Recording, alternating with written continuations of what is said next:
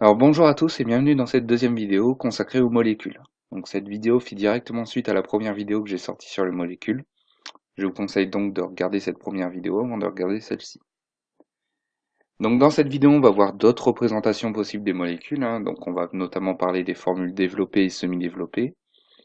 On va ensuite parler du modèle moléculaire, donc on va voir ce que c'est et en quoi c'est très utile pour représenter des molécules. Et enfin, on va voir deux notions qui sont très importantes au niveau des molécules, la notion d'isomérie et la notion de famille chimique. Donc commençons cette vidéo par des représentations qu'on a déjà étudiées dans la première vidéo, c'est-à-dire les formules brutes et les formules de Lewis. Et donc pour revoir ces deux représentations de molécules, on va étudier une molécule en particulier, l'éthanol.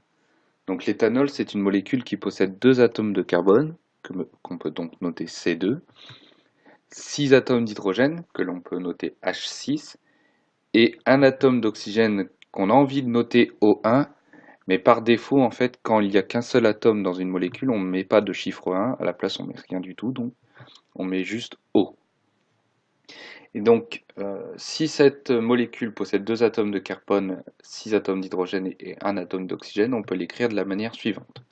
C2H6O, et ainsi on a donc vu la première représentation possible des molécules, c'est-à-dire la formule brute. Ainsi, on a la formule brute de la molécule d'éthanol. Et la formule brute, c'est quoi? C'est en fait la représentation la plus simple des molécules, car en fait, on indique juste le symbole des atomes. Donc C pour carbone, H pour hydrogène, O pour oxygène, N pour azote, etc., etc. Et on met un chiffre en indice qui indique le nombre d'atomes qu'il y a dans la molécule. Donc par exemple, dans l'éthanol, là, on sait qu'il y a 6 atomes d'hydrogène puisqu'il y a un 6 à côté du H. Donc il existe plein de formules brutes différentes. Par exemple, l'eau, sa formule brute, c'est H2O, qui nous indique qu'il y a deux atomes d'hydrogène et un atome d'oxygène.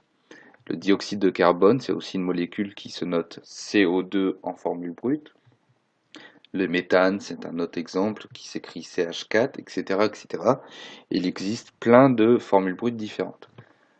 Donc la formule brute, comme on l'a dit, c'est la représentation la plus simple, car elle indique juste le nombre, les atomes et le nombre d'atomes qu'il y a, mais elle nous donne aucune indication quant à la liaison entre ces atomes. Donc c'est pour ça qu'il existe d'autres représentations que l'on va étudier dans cette vidéo. Donc continuons avec une autre représentation qu'on a étudiée dans la première vidéo, c'est-à-dire la formule de Lewis. Et donc essayons de représenter la molécule d'éthanol en formule de Lewis. Donc je rappelle que pour représenter une molécule en formule de Lewis, il faut partir de la représentation de Lewis des atomes qui composent la molécule. Et donc c'est ce qu'on va faire. Donc dans l'éthanol, il y a donc deux atomes de carbone. Donc on commence par représenter deux atomes de carbone en représentation de Lewis. Dans l'éthanol, il y a aussi 6 atomes d'hydrogène, donc on représente 6 atomes d'hydrogène en représentation de Lewis. Et il y a un atome d'oxygène, donc on représente un atome d'oxygène en représentation de Lewis. Et donc, commençons par représenter cette molécule en formule de Lewis. Donc, vous voyez que c'est un peu comme un puzzle, on a les différentes pièces ici, et on va essayer de construire le grand puzzle qui est la molécule. Et donc, l'expérience montre que si on veut représenter une assez grande molécule, relatif, évidemment, il faut toujours commencer par les atomes qui ont le plus d'électrons célibataires, ou tout du moins, par défaut, terminer par ceux qui en ont le moins, c'est-à-dire généralement l'hydrogène. Donc là, en l'occurrence, on va commencer par les carbones et l'oxygène. Donc on va placer ces trois atomes alignés, carbone, carbone, oxygène, et on va relier certains de leurs électrons célibataires. Donc on va prendre un électron célibataire de chaque et on va les relier entre eux. Donc le premier atome de carbone est relié au deuxième par un électron célibataire et forme ce qu'on appelle un double liant, donc rappel de la première vidéo. Et le deuxième atome de carbone est relié à l'atome d'oxygène par aussi un double liant. Et ensuite, il suffit de placer les 6 atomes d'hydrogène qui nous restent à placer. Donc on en place 3 autour du premier atome de carbone, 2 autour du deuxième atome de carbone et un à côté de l'atome d'oxygène. Il ne nous reste plus qu'à relier les électrons célibataires ensemble, comme ceci. Donc je rappelle que la formule de Lewis est correcte si à la fin il n'y a plus aucun électron célibataire. Donc c'est le cas puisqu'on a relié tous les électrons célibataires. Et à la fin, si on fait le schéma au propre, on a ceci. Ceci est donc la formule de Lewis de la molécule d'éthanol. Donc la formule de Lewis, qu'est-ce que c'est? C'est tout le contraire de la formule brute. En fait, c'est la représentation la plus complète des molécules, puisqu'on voit toutes les liaisons. On voit tous les doublés liants et tous les doublés non liants. Donc c'est vraiment l'inverse de la formule brute. Donc maintenant qu'on a vu la formule de Lewis, on va pouvoir définir d'autres représentations des molécules à partir justement de cette formule de Lewis. Donc commençons dès à présent par la formule développée. Donc la formule développée, à partir du moment qu'on a compris la formule de Lewis, c'est très simple, puisqu'en fait la formule développée, ça consiste en quoi? Ça consiste à représenter la molécule en formule de Lewis, mais en ne représentant pas les doublés non liants. Donc pour comprendre, on va reprendre l'exemple de l'éthanol, hein. Donc je vous rappelle, la formule de Lewis de l'éthanol, on avait trouvé cette représentation-là. Et ce que l'on constate, c'est que l'atome d'oxygène qui est là a deux doublés non liants. Donc si on veut la formule développée de cette molécule, il suffit de reprendre la même représentation, mais en ne représentant pas les doublés non liants. Et on obtient donc ceci. Ceci est donc la formule développée de la molécule d'éthanol. Donc petite remarque au passage, hein, vous constatez de base que si une molécule possède pas de doublé non liant de base, par exemple c'est le cas du méthane CH4, alors la formule de Lewis et la formule développée c'est la même. Si une molécule n'a pas de doublé non liant, la formule de Lewis d'une molécule c'est la même que la formule développée. Donc avant de voir la dernière représentation possible des molécules, à savoir la formule semi-développée, arrêtons-nous 5 minutes sur une notion qui est tout aussi importante, qui s'appelle le modèle moléculaire. Donc le modèle moléculaire, qu'est-ce que c'est? C'est une représentation à l'échelle humaine des molécules.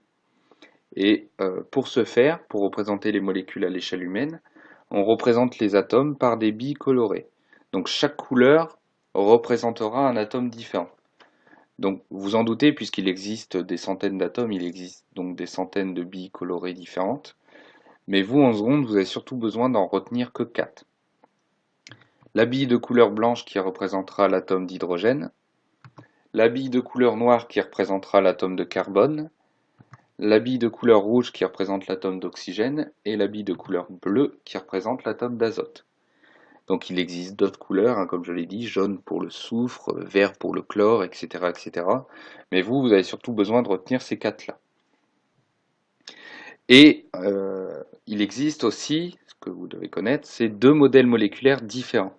Le premier, c'est le modèle moléculaire compact, avec ici juste à droite une représentation de la molécule d'eau en modèle moléculaire compact, et qui a donc un avantage et un inconvénient.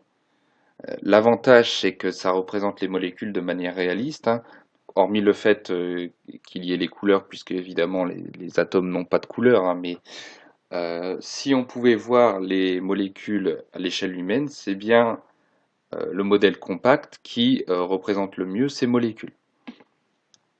Et un gros inconvénient du modèle compact, c'est qu'on ne voit aucune liaison, aucun doublé liant. C'est-à-dire qu'avec le modèle compact, on peut en déduire que la formule brute d'une molécule, mais pas les autres représentations. C'est pour ça qu'il existe un autre modèle moléculaire, le modèle moléculaire éclaté, avec à droite la même molécule d'eau en modèle moléculaire éclaté. Et donc pareil, le modèle moléculaire éclaté a un gros avantage et un gros inconvénient. L'inconvénient, évidemment, c'est exactement le contraire que le modèle compact, c'est-à-dire qu'elle ne représente pas la molécule de manière réaliste, hein. Les atomes ne sont pas aussi éloignés que ça dans la réalité. Mais un gros avantage du modèle éclaté, c'est qu'on voit tous les doublés liants. Et donc à partir de là, on peut en déduire sa formule brute, sa formule développée, mais aussi sa formule de Lewis dès lors qu'on connaît les doublés non liants. Et on peut aussi en déduire la formule semi-développée qu'on verra juste après. Donc c'est pour ça qu'en seconde, on étudie beaucoup plus le modèle éclaté, car à partir du modèle éclaté, on peut en déduire toutes les autres représentations possibles. Et donc ce que vous devez savoir faire, c'est deux choses. À partir d'une formule développée, en déduire le modèle éclaté, et inversement, à partir du modèle éclaté, en déduire la formule développée. Donc nous, on va faire le premier cas, c'est-à-dire on va partir d'une formule développée qu'on connaît bien, la formule développée de l'éthanol, et on va en déduire son modèle éclaté. Donc comment il faut faire? Donc on sait que chaque atome est représenté par une bille de couleur différente. Donc tout ce qu'il suffit de faire pour avoir le modèle éclaté d'une molécule, c'est remplacer les symboles des atomes par leurs billes colorées. Concrètement, ça veut dire quoi? Les atomes de carbone sont remplacés par des billes noires, puisque c'est leur symbole en modèle moléculaire. L'oxygène est remplacé par une bille de couleur rouge et l'hydrogène par une bille de couleur blanche. Et ainsi, on a le modèle moléculaire éclaté de la molécule d'éthanol. Passons maintenant à la dernière représentation possible des molécules, que l'on appelle formule semi-développée. Donc la formule semi-développée, ça consiste en quoi? Ça consiste à reprendre la molécule qui est en formule développée, mais en ne représentant pas les liaisons hydrogènes. Et à la place, on indiquera le nombre d'hydrogènes liés à l'atome en rajoutant ce nombre en indice. Donc qu'est-ce que ça veut dire que ce charabia? Donc pour comprendre la formule semi-développée, on va partir de l'exemple, encore une fois, de l'éthanol, qui, je le rappelle, en formule développée est représenté de la manière suivante. Donc même si on ne comprend pas très bien cette définition, on sait que c'est un rapport avec les liaisons hydrogènes. Donc première chose à savoir, si vous avez du mal à représenter les molécules en semi-développé, ce qu'il faut faire, c'est entourer les liaisons hydrogènes, puisqu'on sait que ça concerne les liaisons hydrogènes. Si on regarde là concrètement, le premier atome de carbone, il est relié à un deuxième atome de carbone et à 3 atomes d'hydrogène. Donc ce que l'on fait, c'est qu'on entoure les 3 liaisons hydrogène. On n'entoure pas celle-ci puisque c'est une liaison carbone-carbone. Donc c'est pas une liaison avec un hydrogène. Le deuxième atome de carbone, lui, il est relié au premier atome de carbone, on ne touche pas à la liaison. Il est relié à un atome d'oxygène, on ne touche pas à cette liaison non plus, c'est pas une liaison hydrogène. Mais il est relié aussi à 2 atomes d'hydrogène, donc on entoure ces 2 liaisons hydrogène. Et enfin, l'atome d'oxygène il est relié à un atome de carbone et à un autre atome d'hydrogène, donc on entoure cette liaison hydrogène. Et donc, une fois qu'on a entouré toutes les liaisons hydrogènes de la molécule, qu'est-ce que l'on fait? On représente à nouveau cette molécule, mais uniquement les liaisons que l'on n'a pas entourées, donc c'est-à-dire la liaison CCO. Donc on représente à nouveau cette liaison, la liaison CC et la liaison CO. Et ensuite, qu'est-ce que l'on fait? On se souvient que le premier atome de carbone, il est relié à 3 atomes d'hydrogène. Donc au lieu de faire les 3 doublés liants avec les 3 hydrogènes, on indiquera CH3 pour indiquer que le premier atome de carbone, il est relié à 3 atomes d'hydrogène. Dans la même logique, le premier atome de carbone, il est relié à 2 atomes d'hydrogène, donc on mettra CH2. Et enfin, le dernier atome d'oxygène, il est relié à un atome d'hydrogène, donc on indiquera OH. Et ainsi, on obtiendra donc ce qu'on appelle la formule semi-développée de la molécule d'éthanol. Donc pour bien comprendre la formule semi-développée, on va prendre un autre exemple, l'exemple du méthylamine, une molécule qui, en formule développée, est représentée de la manière suivante. Donc moi, ce que je vous conseille, c'est de mettre la vidéo en pause et dès à présent, essayer de représenter cette molécule en semi-développée et bien sûr de remettre la vidéo à n'importe quel moment pour voir si votre réponse est correcte. Donc encore une fois, ce qu'il faut faire quand on veut la formule semi-développée, c'est entourer les liaisons hydrogènes. Donc le carbone, le premier carbone qui est là, il est relié à un atome d'azote et à 3 atomes d'hydrogène. Donc on entoure ces 3 liaisons hydrogènes. Et l'atome d'azote qui est là, il est relié à 2 atomes d'hydrogène, donc on entoure ces 2 liaisons-là. Ensuite, on représente à nouveau cette molécule, mais que les liaisons que l'on n'a pas entourées. Donc là, il n'y en a qu'une, c'est la liaison CN. Et on voit que l'atome de carbone il est relié à 3 atomes d'hydrogène, donc on a donc CH3. Et l'atome d'azote il est relié à 2 atomes d'hydrogène, donc on met NH2. Et ainsi on obtient ce qu'on appelle la formule semi-développée du méthylamine. Donc une fois qu'on a vu toutes les représentations possibles des molécules, il nous reste 2 notions à étudier, une notion qu'on appelle l'isomérie et une autre qu'on appelle les familles chimiques. Donc commençons tout de suite par l'isomérie. Donc voici la définition. Donc on dit que 2 molécules sont isomères si elles possèdent des formules brutes identiques, mais des formules développées différentes. Donc des formules développées différentes, ou des formules semi-développées différentes, ou des formules de Lewis différentes. Mais ce qui compte surtout, c'est formules brutes identiques, formules développées différentes. Donc prenons un exemple, l'exemple de ces deux molécules.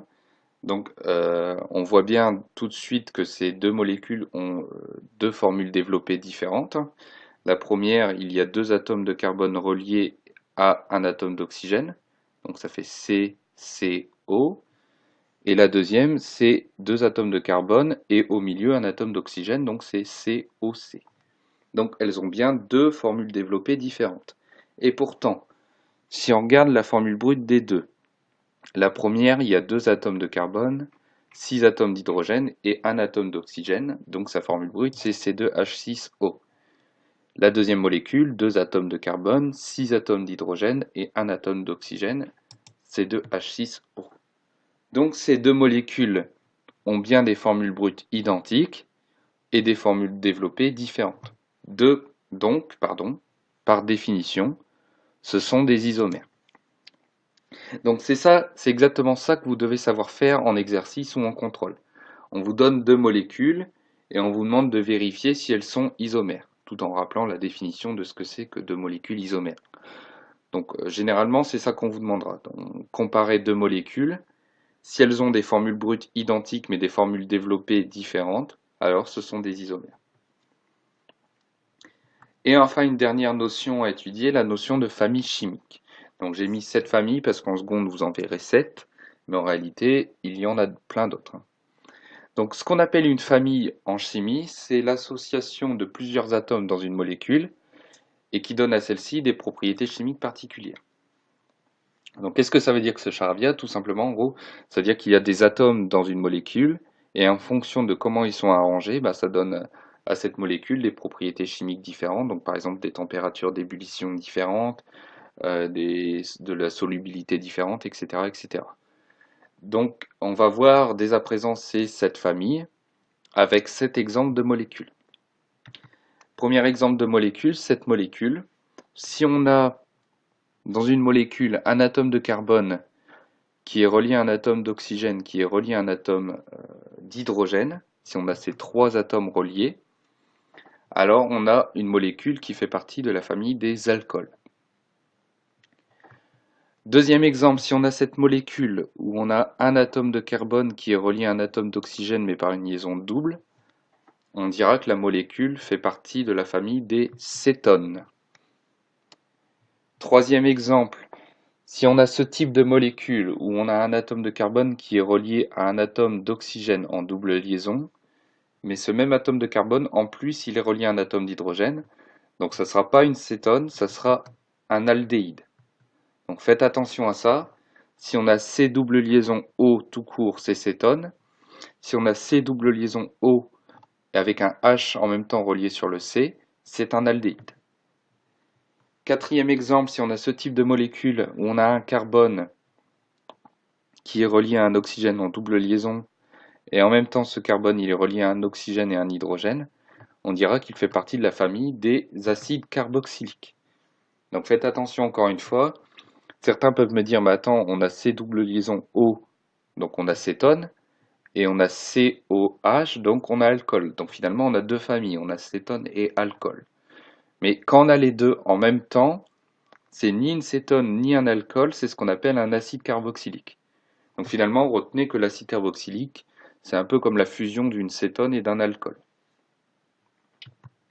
Cinquième exemple, si on a ce type de molécule où on a un carbone qui est relié à un oxygène en double liaison, et ce même atome de carbone relié à un oxygène en liaison simple, alors on a une molécule qui fait partie de la famille des esters.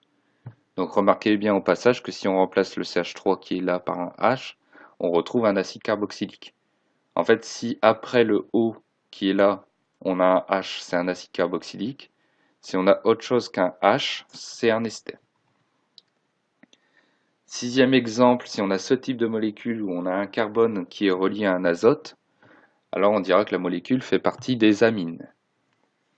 Et enfin, dernier exemple, si on a ce type de molécule où on a un carbone qui est relié en double liaison à un oxygène et en liaison simple à un azote, on dira qu'il fait partie de la famille des amides.